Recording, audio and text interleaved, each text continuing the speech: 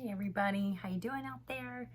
I'm ready to read chapter 14 and it is called The Winged Monkeys.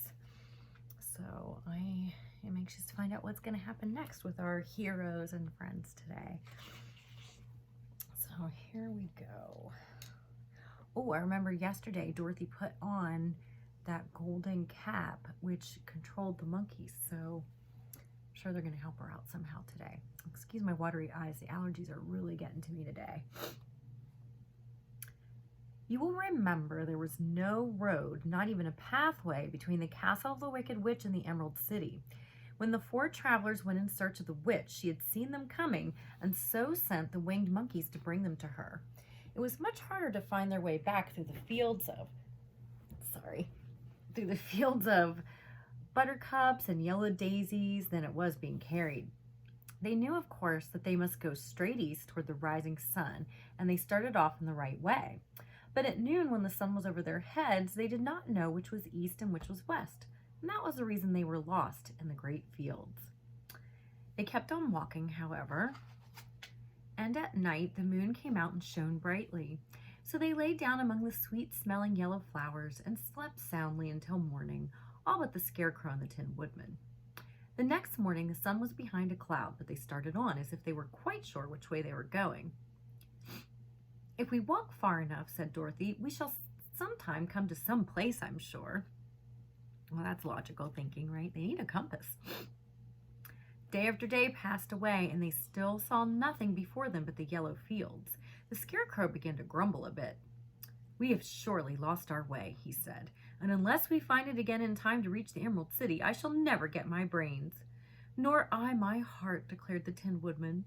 "It seems to me I can scarcely wait till I get to Oz, and you must admit that this is a very long journey." "You see," said the Cowardly Lion with a whimper, "I haven't the courage to keep tramping forever without getting anywhere at all." Gee, they sure got grumbly and negative after everything they've been through. Then Dorothy lost heart. She sat down on the grass and looked at her companions, and they sat down and looked at her, and Toto found that for the first time in his life he was too tired to chase a butterfly that flew past his head. So he put out his tongue and panted and looked at Dorothy as if to ask what they should do next. "Suppose we call the field mice," she suggested. "They could probably tell us the way to the Emerald City." "To be sure they could," cried the Scarecrow. "Why didn't we think of that before?" Dorothy blew the little whistle she had always carried about her neck since the Queen of the Mice had given it to her. In a few minutes they heard the pattering of tiny feet, and many of the small gray mice came running up to her. Among them was the Queen herself, who asked her in a squeaky little voice, "What can I do for my friends?" "We've lost our way," said Dorothy. "Can you tell us where the Emerald City is?" "Certainly," answered the Queen, "but it is a great way off, for you have had it at your backs all this time." Then she noticed Dorothy's golden cap and said, "Why don't you use the charm of the cap and call the winged monkeys to you? They will carry you to the City of Oz in less than an hour." "I didn't know there was a charm," answered Dorothy in surprise. "What is it?" "It is written inside the golden cap," replied the Queen of the Mice. "But if you're going to call the winged monkeys, we must run away, for they are full of mischief and think it's great fun to plague us." "Won't they hurt me?" asked the girl anxiously. "Oh no, they must obey the wearer of the cap. Goodbye!" And she scampered out of sight with all the mice hurrying after her. Dorothy looked inside the golden cap and saw some words written upon the lining. These, she thought, must be the charm, so she read the directions carefully and put the cap upon her head. "Epi, peppy, keki," she said, standing on her left foot. "What did you say?" asked the Scarecrow, who did not know what she was doing. "Hello, hello, hello," Dorothy went on, standing this time on her right foot. Do you guys remember when the witch did this? "Hello," replied the Tin Woodman calmly. "Zizzy, zuzzy, zick," said Dorothy, who was now standing on both feet. This ended the saying of the charm, and they heard a great chattering and flapping of wings as the band of winged monkeys flew up to them. The king bowed low before Dorothy and asked, "What is your command?"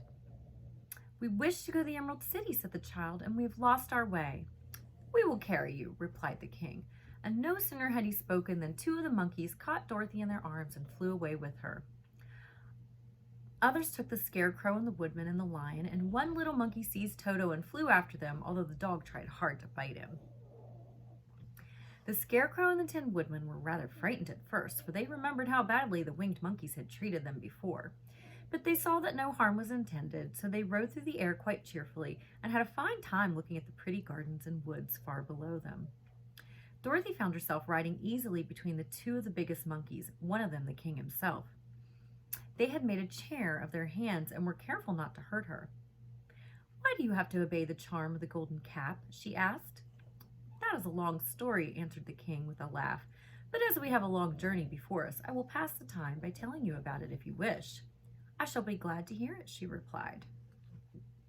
"Once," began the leader, "we were a free people living happily in the great forest, flying from tree to tree, eating nuts and fruit, and doing just as we pleased without calling anybody master. Perhaps some of us were rather too full of mischief at times, flying down to pull the tails of the animals that had no wings, chasing birds and throwing nuts at the people who walked in the forest, but we were careless and happy and full of fun and enjoyed every minute of the day. This was many years ago, long before Oz came out of the clouds to rule over this land. There lived here then, away at the north, a beautiful princess who was also a powerful sorceress. All her magic was used to help the people, and she was never known to hurt anyone who was good. Her name was Gayelette, and she lived in a handsome palace built from great blocks of ruby. Everyone loved her, but her greatest sorrow was that she could find no one to love in return, since all the men were much too stupid and ugly to mate with one so beautiful and wise. At last, however, she found a boy who was handsome and manly and wise beyond his years. Gayelette made up her mind that when he grew to be a man, she would make him her husband, so she took him to her ruby palace and used all her magic powers to make him as strong and good and lovely as any woman could wish. When he grew to manhood, Kaylala, as he was called, was said to be the best and wisest man in all the land, while his manly beauty was so great that Gayelette loved him dearly and hastened to make everything ready for the wedding. Shouldn't be judging people by what they look like. That should make you fall in love with them.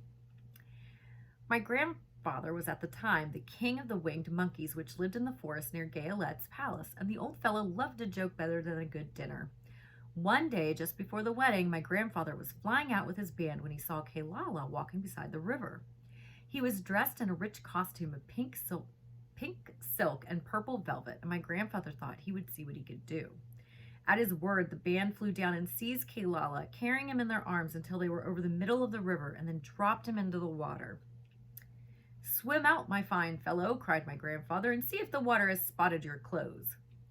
Kaylala was much too wise not to swim, and he was not in the least spoiled by all his good fortune. He laughed when he came to the top of the water and swam into shore. Well, that's a good attitude. But when Gayelette came running out to him, she found his silks and velvet all ruined by the river. The princess was very angry, and she knew, of course, who did it. She had all the winged monkeys brought before her, and she said at first that their wings should be tied and they should be treated as they had treated Kaylala and dropped in the river.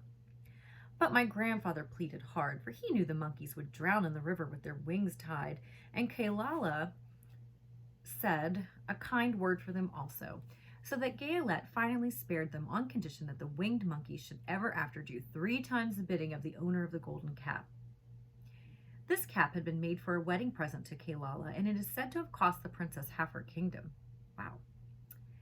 Of course, my grandfather and all the other monkeys at once agreed to the condition, and that is how it happens that we are 3 times the slaves of the owner of the golden cap, whomsoever he may be. "And what became of them?" asked Dorothy, who had been greatly interested in the story. "Kaylala being the first owner of the golden cap," replied the monkey, "he was the first to lay his wishes upon us. As his bride could not bear the sight of us, he called us all to him in the forest after he had married her and ordered us to always keep where she could never again set eyes on a winged monkey, which we were glad to do, for we were all afraid of her." I'm not thinking this lady sounds like she's the nicest person in the world. They said she was kind and helped her people, but I don't know. This was all we ever had to do until the golden cap fell into the hands of the Wicked Witch of the West, who made us enslave the Winkies and afterward drive Oz himself out of the land of the West. Now the golden cap is yours, and 3 times you have the right to lay your wishes upon us. My 3rd wish would be to destroy the cap. What would you guys wish for? I would want to set them free. As the monkey finished his story, Dorothy looked down and saw the green, shining walls of the Emerald City before them. She wondered at the rapid flight of the monkeys, but was glad the journey was over. The strange creatures set the travelers down carefully before the gate of the city, and the king bowed low to Dorothy and then flew swiftly away, followed by all his band. "That was a good ride," said the little girl. "Yes, and a quick way out of our troubles," replied the lion. "How lucky it was you brought away that wonderful cap." She's got 2 more wishes left. And that is the end of chapter 14. Chapter 15 is called The Discovery of Oz the Terrible. Alrighty. I will see you guys next time. Have a great weekend. Happy Memorial Day if you're watching this before then. And I'll see y'all later. Bye-bye.